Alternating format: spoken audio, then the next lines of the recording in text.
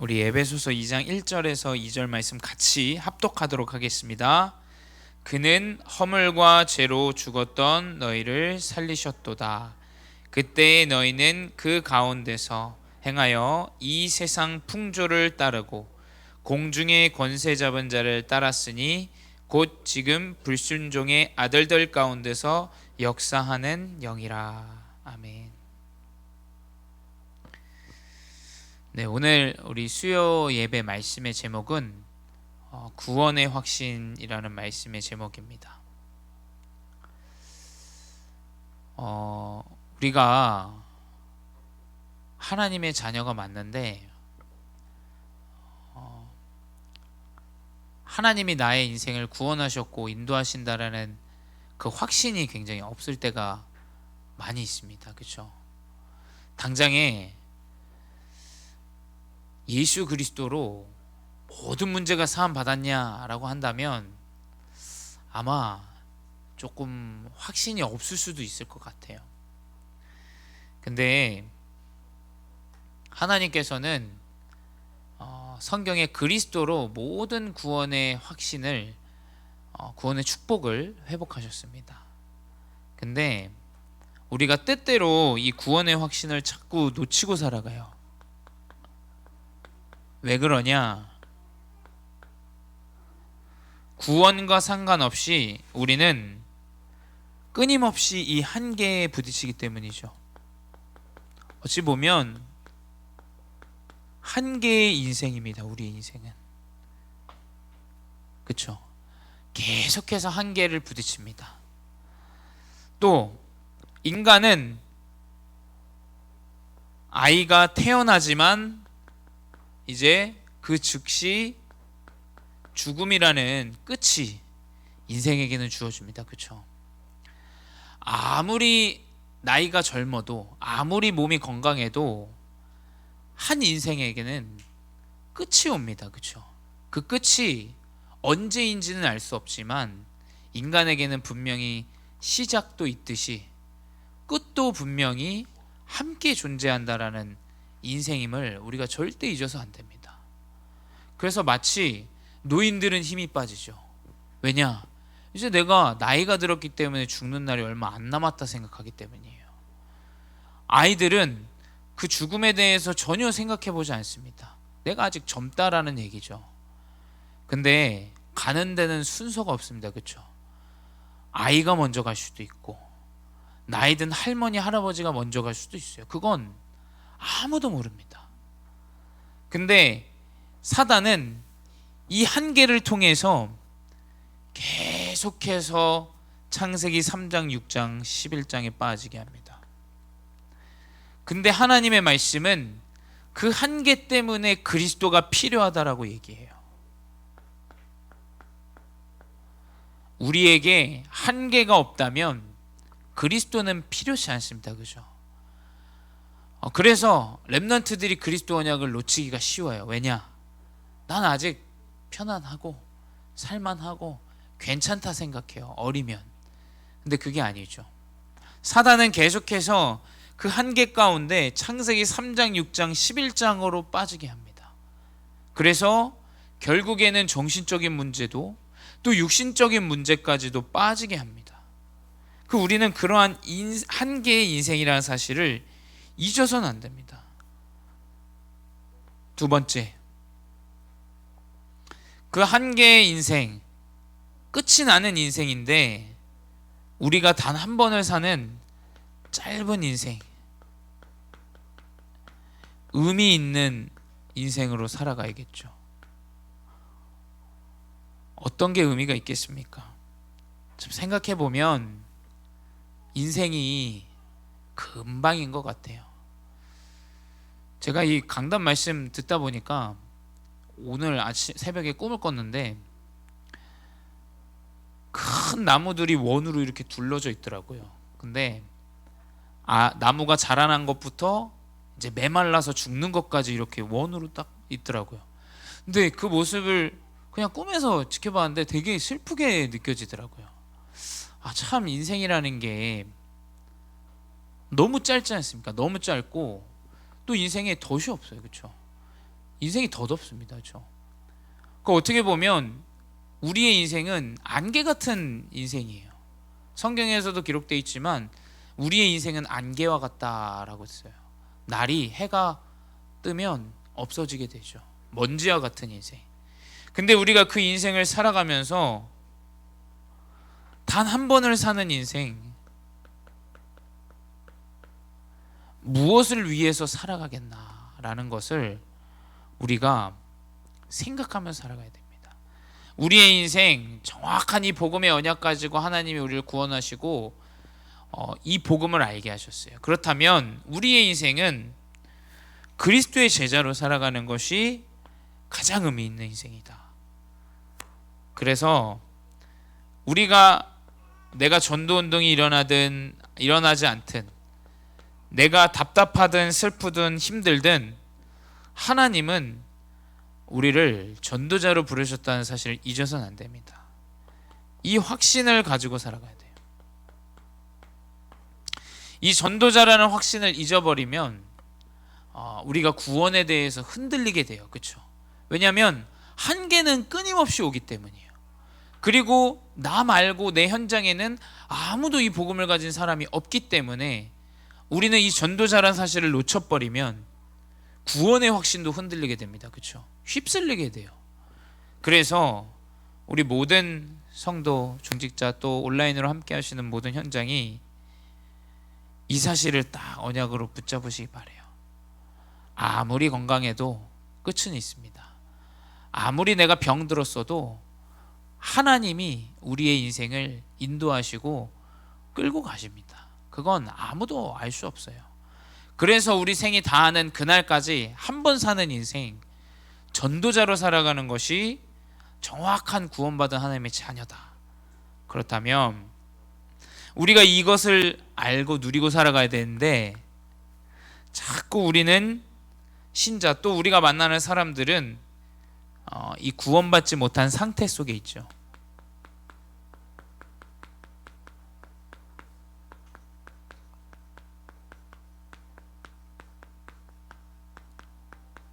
우리 전도자, 중직자분들이 현장은 지금 구원받지 못한 상태에 있다는 사실을 잊어서 안 됩니다.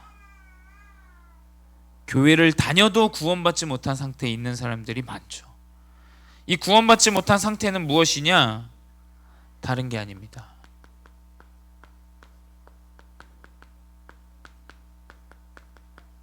육은 살아 있습니다. 숨도 쉬고 열심히 살아가지만 영이 죽어 있는 상태입니다. 요한복음 8장 44절, 마귀의 자녀로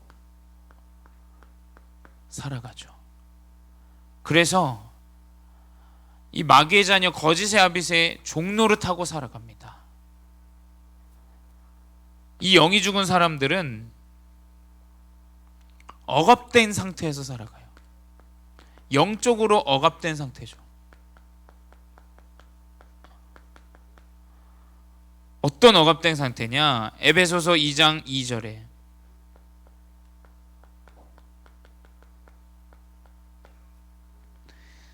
그때의 너희는 그 가운데 행하여 이 세상 풍조를 따르고 공중의 권세 잡은 자를 따랐으니 곧 지금의 불순종의 아들들 가운데서 역사하는 영이라. 문화와 그 전통과 그 습관으로 완전히 사람들은 빠져 살아갑니다. 좋은 말로 문화예요. 하지만 세상의 풍조를 따라갑니다. 아무리 내가 복음을 받고 영접해도 내 가정에 가면 그 우상의 습관을 따라가요. 그게 뭐냐? 지금 237에 놓여져 있는 전 세계 사람들이 그렇죠. 아무리 복음을 받아도 자신의 가정에 가면 그 흐름대로 다시 살아갑니다. 이 세상의 풍조대로 공중의 권세 잡은 자를 따라가는 것이 억압된 상태. 우상 숭배하는 그 습관과 그 체질들을 그대로 갖고 살아가죠. 두 번째 뭐냐? 에베소서 2장 3절. 우리의 육체의 욕심을 따라 지내며 육체와 마음이 원하는 것을 하여 다른 이들과 같이 본질상 진노의 자녀다. 뭐냐? 온통 육신에 붙잡혀 있어요. 육신의 이 문제에 내 생각과 마음이 붙잡혀 있어요. 먹고 사는 거, 심지어 교회를 다녀도 먹고 사는 거, 온통 그 생각뿐이에요. 완전히 여기에 종노릇하고 있죠. 이것은, 이 육신에 붙잡힌 것은 되어져도 문제예요. 이걸 잃지 않기 위한 끝없는 노력과 분쟁들이 계속해서 붙잡혀 있죠. 세 번째 뭐냐? 사도행전 8장 7절. 많은 사람에게 붙었던 더러운 귀신들, 또 많은 중풍병자가 나옵니다. 사람들은 이 육신 문제와 이 정신의 문제까지 붙잡혀서 살아가죠. 사람들이 이 육신의 문제 때문에 지금 이 시대는, 우리 부모님의 세대는 뭘 먹고 뭘 어떻게 사냐, 이것들의 문제에 시달렸는데, 이제 우리의 세대는 완전히 이 귀신에게 종노릇하고 마음과 생각이 병들은 시대로 살아가요. 아까 우리 권사님이랑도 얘기했는데, 많은 사람들이 이 사리 분별이 안 될 정도로 살아갑니다. 뭐가 맞는지 틀리는지도 몰라요. 이게 진짜 시달리는 문제 아닙니까? 돈이 되고 나에게 조금 이득이 되면 불법적인 일도 행하고 성적인 일도 행하고 그냥 그래버리고 살아가는 거예요. 완전히 육신의 문제로 정신 문제까지 붙잡힌 인생, 이게 지금의 시대입니다. 네 번째 뭐냐? 누가복음 16장 19절에서 31절, 이번 주 강단이죠. 뭐냐? 결국 그 가운데 내세의 문제에 붙잡혀 있습니다. 내세의 문제. 이 내세의 문제에 붙잡혀서 완전히 지옥의 배경에 붙잡혀 인생 살아갑니다. 본인만 그렇게 살아가면 되는데 어떻게 됩니까? 자신의 후대까지도, 고린도전서 10장 20절에 후대도 똑같이 우상 숭배하는 이 육신의 문제, 먹을 거 입는 거, 가난하면 또 가난하고, 정신 문제 있으면 또 정신 문제 있고, 부모가 이혼하면 또 이혼하고, 형제가 헤어지면 또 헤어지고 싸우고 분쟁하는 이 문제가 후대에게까지 그대로 붙잡혀 있는 겁니다. 이게 뭐냐? 완전히 흑암에게 붙잡혀 있는 억압된 상태, 자유함을 얻지 못한 상태. 그러니 어떻게 되냐? 당연히 이삿날 측정해야죠. 그거 이상한 게 아닙니다. 왜냐? 사단에게 붙잡혀 있다면 이삿날도 받아야 돼요. 또 묘자리도 알아보고 해야 돼요. 그거 우리나라 다 풍습에서 나오는 거 아닙니까? 세상의 풍습, 풍조 다 거기서 나오는 거예요. 그러니 어떻게 되냐? 자유함이 없어요. 무엇이든지 다 돈 들이고 뭐하고. 근데 여기서 해방되면 아주 쉽습니다. 아주 쉬워요. 묘자리 때 되면 가서 하고, 알아서 하고, 하나님이 이끄시는 대로 자유함을 얻는 것이 이 억압된 상태에서 벗어나는 것이다. 자유함을 얻는 것이다. 두 번째 뭐냐? 그렇다면 세상은 이렇게 많은 사람들이 억압된 상태에 살아가요. 그렇죠? 이게 틀렸는지 맞았는지도 몰라요. 왜냐? 그냥 그렇게 살아왔으니까. 그렇다면 우리 전도자분들은 아셔야 됩니다. 구원이 무엇이냐? 우리가 구원의 확신 얘기하지만 정말로 나에게 구원이 무엇인가? 우리 고민해보고 생각해봐야 돼요. 내가 그리스도를 만나고 구원을 받았는데 나에게 어떤 이 구원의 축복이 회복되어졌는가? 첫 번째, 에베소서 2장 1절에 허물과 죄로 죽었던, 과거형입니다. 죽었던 너희를 살리셨도다. 우리의 모든 과거의 문제가 끝이 난 거예요. 우리는 더 이상 우상 숭배하고 이 사단의 종노릇하고 이 육신의 문제에 빠지고 정신의 문제에 빠졌던 그 과거의 문제에서 해방이 되는 것이죠. 이것이 바로 구원입니다. 그래서 뭐냐? 요한복음 1장 12절에 영접하는 자, 곧 그 이름을 믿는 자들에게는 하나님의 자녀가 되는 권세를 주셨다. 천주교가 얘기하죠. 천주교는 기독교의 부모다 막 이렇게 얘기해요. 뭐 우리 랩런트들랑도 얘기해보면 천주교에 대해서 되게 질문을 많이 하는 친구들도 있어요. 근데 천주교는 교리부터가 틀렸어요. 왜냐? 성경은 뭐라고 기록되어 있냐? 영접하는 자, 곧 그 이름을 믿는 자들에게 하나님의 자녀가 되는 권세를 줬다라고 기록되어 있어요. 이 천주교가 성경을 읽는다면 똑바로 알아야 돼요. 천주교는 연옥을 얘기해요. 연옥 들어보셨을 거예요. 천국과 지옥에 가기 전에 무엇이 있다라는 성경에 그런 기록 자체가 없습니다, 여러분. 연옥이 있어서 왜 천주교가 돈이 많냐면 그 연옥에서 그 내 조상이, 내 아버지가 그 연옥에 계시니까 헌금을 많이 해갖고 천국을 가거나 이래서 이게, 그래서 이 천주교는 이 장례 이 치를 때 굉장히 많은 헌금을 드려요. 그게 문화예요. 틀렸습니다. 왜냐? 성경에 그렇게 기록되어지지 않았어요. 뭐냐? 오직 의인은 믿음으로 말미암아 살리라라고 기록되어 있어요. 내 속죄를 위해서 돈을 주고 샀던 그 흐름이 천주교의 흐름이에요. 그래서 그게 칼빈이 주장한 게 뭡니까?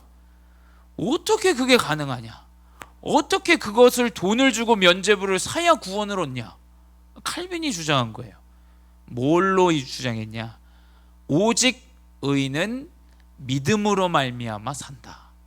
우리가 예수 그리스도를 영접하고 마음으로 믿고 입으로 시인하는 그 순간 우리의 과거의 문제는 끝이 나는 거예요. 이게 구원입니다. 이게 다른 게 필요 없어요. 이걸로 끝이 나는 겁니다. 그래서 뭐냐? 과거의 내 문제에 얽매이지 않아요. 내 상처에 얽매이지 않아요. 내 문제에 붙잡히지 않아요. 그게 구원입니다. 그 똑같은 실수를 또 반복할 수는 있어요. 하지만 거기에 매이지 않고 그것이 치유되어집니다. 그게 구원입니다. 두 번째 뭐냐? 구원은 우리의 현재의 문제에서 완전히 빠져나오는 것이다. 에베소서 2장 7절에 이는 그리스도 예수 안에서 우리에게 자비하심으로써 그 은혜의 지극히 풍성함으로 오는 여러 세대에 하나님이 나타내신다라고 하셨어요. 그 은혜의 지극히 풍성함으로. 많은 사람들은 감사 없이 살아가요. 하나님의 은혜가 무슨 필요고, 하나님의 은혜가 뭐 밥 먹여주냐, 아주 여기에 붙잡혀 있어요. 이 억압된 상태에 붙잡혀 있어요. 그러니 나에게 육신적으로 조금 응답하면 그거 좋아하고, 은혜와 감사, 현재의 문제에서 해방받는 것은 그리스도로부터 오는 은혜로 풍성히 내가 회복되어지는 것이 현재 문제에 벗어나는 거예요. 그리고 그게 여러 세대를 통해서 나타난다고 했어요. 우리 부모님이 받았던 그 은혜의 그리스도가 나에게 똑같이 찾아오죠. 그 그리스도의 은혜가 다음 세대에 똑같이 나와요. 그게 뭐냐? 현재의 문제에서 끝이 나는 것이다. 이게 구원입니다. 이게 다른 거 잡지 마세요. 많은 응답, 많은 재물, 많은 성공, 그게 답이 아니에요. 진짜 답은 뭐냐? 하나님이 우리에게 주신 구원의 은혜입니다. 세 번째 뭐냐? 이제 우리의 미래의 문제가 끝이 나는 거죠. 에베소서 2장 6절에 또 함께 일으키사 그리스도 예수 안에서 함께 하늘에 앉히시니. 우리가 왜 두려워합니까? 시작하자마자 우리에겐 죽음이 있기 때문이에요. 모든 죽음까지의 여정을 하나님께서 에베소서 2장 7절에 6절에 하늘에 우리 또한 앉히신다라고 기록되어 있어요. 아무 미래에 대해서 걱정할 것 없습니다. 하나님의 우리의 인생 끝나는 그날까지 하나님은 책임지시게 되어 있어요. 이게 구원이에요. 이게 이 구원을 우리는 항상 누리고 살아가는 겁니다.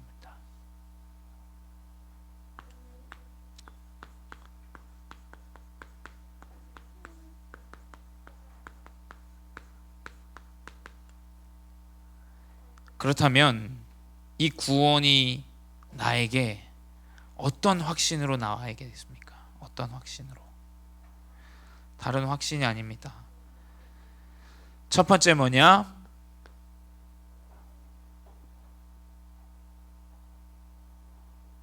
그리스도를 통한 구원의 확신. 이 그리스도를 통한 내가 구원을 받았다는 확신입니다. 자, 우리 렘넌트들, 우리 성도분들, 우리 중자분들, 우리가 구원을 받았던 걸 어떻게 확신하시겠습니까? 내가 구원받았다는 걸 어떻게 확신합니까? 요한일서 5장 11절에 12절에 또 증거는 이것이니 하나님이 우리에게 영생을 주신 것과 이 생명이 그의 아들 안에 있는 그것이니라. 아들이 있는 자에게는 생명이 있고 하나님의 아들이 없는 자에게는 생명이 없느니라. 다른 게 아니죠. 구원의 확신은 이 그리스도가 믿어지는 거예요. 이 그리스도가. 내가 그리스도와 함께하고 그리스도가 나와 함께하시고 나의 모든 여정과 함께하시고 내가 만나는 모든 사람과 함께하신다는 이 그리스도가 믿어지는 것이 구원의 확신이에요. 그리스도를 통하여 하나님의 자녀가 된다라는 거. 이것이 구원의 확신입니다. 내가 병이 치유돼가지고 내가 하나님 나와 함께하셔. 틀렸어요. 그거는 잘못된 거예요. 병이 치유가 되지 않아도 나와 함께 하시는 그리스도, 내가 문제가 만나도 온전히 나와 함께 하시는 그리스도, 이게 구원의 확신입니다. 두 번째 뭐냐? 요한복음 14장 14절, 또 요한복음 16장 24절에 내 이름으로 무엇인지 구하면 내가 행하리라. 구하라. 그리하면 받으리니.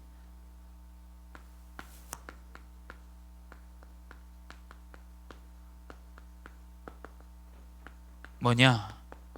우리가 그리스도를 통하여 구원을 받은 그 확신을 가지고 살아가는 자는 분명히 기도 응답 가운데 여정으로 가요. 그게 내가 원하는 소원을 들어달라가 아니에요. 기도의 여정으로 살아가게 됩니다. 기도 가운데 살아가요. 세 번째,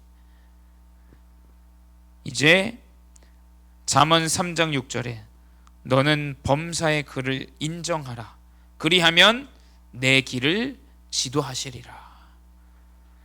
그리스도의 확신 가운데 있는 자는 하나님께서 우리의 인생과 여정을 인도하신다라는 이 확신을 가지고 살아가겠어요. 세상 사람들의 두뇌, 명철 의지하지 마시기 바랍니다. 뭐냐? 우리는 범사의 그를 인정하는 자는 하나님이 내 길을 지도하시고 인도하신다고 하셨어요. 제가 이번 주에 되게 웃긴 일이 있었어요. 무슨 일이 있었냐면, 제가 우리 어른들 아실지 모르겠는데 인스타그램을 하는데 어떤 할머니가 저한테 DM이 왔어요. 근데 미국 할머니예요. 영어를 막 이렇게 하시길래 이제 뭐 같이 좀 대화를 나눴는데, 이제 말은 즉슨 이거예요.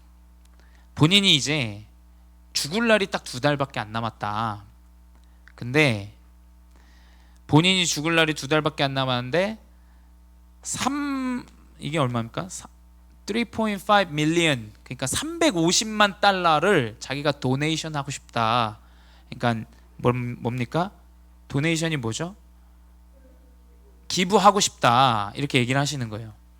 근데 이제 내가 기부할 사람을 찾고 있다 막 이러면서 얘기를 하시더라고요. 그래서 저는 그냥 나는 그런 거 필요 없다. 그래서 저는 그 온라인 상에서도 난 예수 그리스도로 충분하고 난 목회자다, 그냥 이렇게 얘기를 했어요. 근데 그분이 이제 막 자네는 이제 욕심이 많지 않은 사람이구만 막 이러면서 얘기를 하시더라고요. 그래서 그렇지, 나는 그런 사람이지 뭐 이러면서 스스로 막 대화를 이어갔어요. 그랬더니 갑자기 이분이 네가 하는 그 미션, 그 사역에 자기가 도네이션 하고 싶다는 거예요. 갑자기 이게 거짓말인 것도 알면서도 뭔가 기분이 좋더라고요. 이게 왜냐면 이게 3.5 밀리언이 얼마냐면 40억이야. 40억 하나로 바꿔보면. 그러니까 이게 깜짝 놀랐어요. 그래서 그러냐, 그 뭐 얘기해봐라 했더니 이름이랑 주소랑 전화번호를 가르쳐달라는 거예요. 가르쳐줬어요. 그것 정도는 개인정보상 어느 정도 될 것 같아서. 그랬더니 갑자기 은행에서 메일이 온 거예요. 이게 되게 오피셜하게 공식적인 메일처럼 왔어요. 그래서 갑자기 마음이 막 이렇게 심장이 두근거리는 거예요. 이상하게 이 할머니가 진짜로 이걸 도네이션 하려고 하시냐? 그래서 막 알아보고 했는데 제가 이틀을 행복한 고민 가운데 살았습니다. 40억을 받으면 내가 일단 우리 교회 빚을 갚고 또 우리 와이프 또 우리 부모님 섬기고 막 상상 가운데 새벽에도 끝나고 잠이 안 와요. 막 이분 메일 막 기다리고 있고 와, 제가 그때 깨달았어요. 와, 나 아직도 여기에 머물러 있는 상태구나.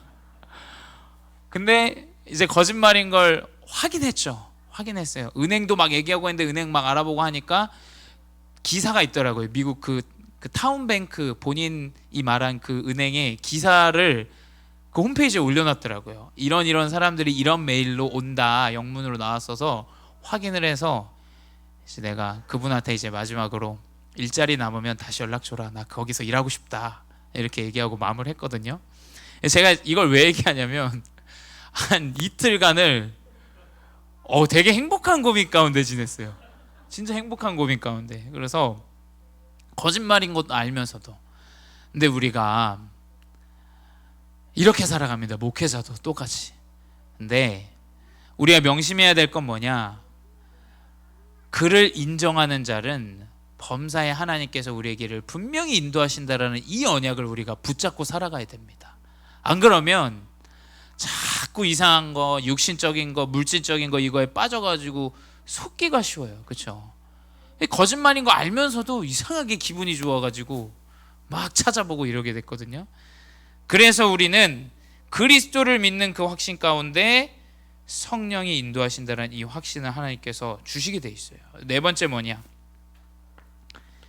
그리스도를 통해서 마가복음 10장 45절에 인자가 온 것은 섬김을 받으려 함이니라. 도리어 섬김을 받으려 온 것이 아니라 도리어 섬기려 하고 자기의 목숨을 많은 사람들의 대속물로 주려 함이라. 그리스도를 통해서 우리의 모든 문제가 끝났다라는 이 그리스도 안의 이 사죄의 확신, 우리의 이전 것, 우리의 연약했던 것 하나님 다 아시고 그리스도 안에서 모든 것을 끝내셨어요.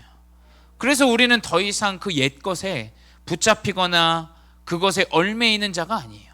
심지어 남이 잘못했던 것 그거에서도 얽매일 필요가 없는 겁니다. 왜냐? 그 연약함을 그리스도가 십자가에서 끝을 냈기 때문이에요. 다섯 번째, 이제 로마서 8장 37절에 그러나 이 모든 일에 우리를 사랑하시는 이로 말미암아 우리가 넉넉히 이기느니라. 그리스도를 통해서 우리에게 오는 모든 문제, 환난, 어려움들 넉넉히 이기게 됩니다. 우리는 그리스도 안에서 이 모든 확신이 회복되어질 줄 믿습니다. 그리스도를 믿는 그 확신 안에 모든 것이 다 회복됩니다. 그래서 결론은 뭐냐? 우리는 이 그리스도의 참된 이 구원, 이 그리스도의 구원의 은혜를 깊이 누리고 깨닫고 생각하고 우리의 삶 속에서 이것을 회복하는 것, 이것이 가장 중요합니다. 그래서 예배가 중요한 거예요. 왜냐? 예배는 그리스도의 은혜를 회복하는 것이 예배입니다. 말씀은 그리스도만을 이야기해요. 그리스도의 은혜를 회복할 수 있는 것은 예배뿐이에요.